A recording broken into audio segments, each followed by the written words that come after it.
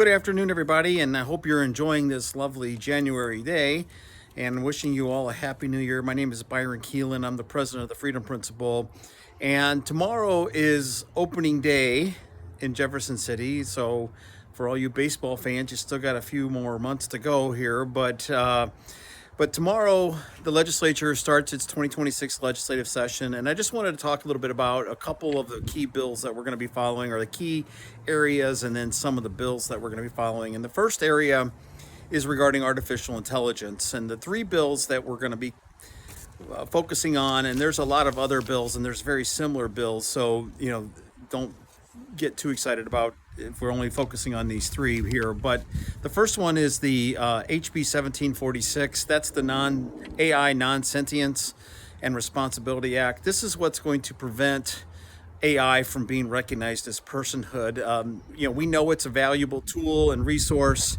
and we appreciate its benefits, but it's not a person, and it shouldn't have the same rights and as a person. And so, like, it shouldn't be allowed to serve on a board of directors, or we shouldn't be recognizing it as a human being and being able to marry it. I don't know why you would, but or to consider it a friend type thing. And so we're working on that. The other one is the HB 2031, and that's the children harmed by AI tech. This is regarding like chatbots. This will protect teens and kids from being victims of using chatbots in things. This is the same thing that Senator Hawley has proposed on the national level.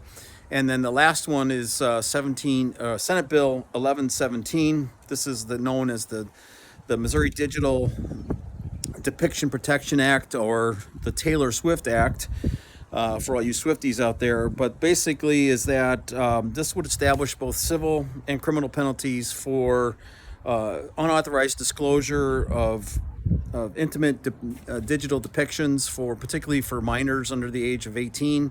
And so we, as AI, we don't want people to be able to use your image for nefarious reasons, and so we need to protect ourselves on this. And so this is going to be one of the key bills. The other area that we're going to be following is elections, and there's three particular bills, all by Senator Ben Brown, and those are Senate Bill 896. This is going to ban third-party funds for elections, so this is just another add-on to Senate Bill 152 and all the work that Senator Brown has been doing to protect our elections. And this will stop any foreign national from contributing to help sponsor or promote elections. So it's like the Zuckerbucks, but just on foreign nationals. And so the other one is Senate Bill 986. This requires proof of all U.S. citizenship to register to vote. So why this hasn't been done before is beyond us, but we really need to do that to protect the integrity of our elections. And then lastly is Senate Bill 1132. This is going to require hand counting and the removal of all tabulator machines from elections. This is very important, again, on the protecting the election integrity.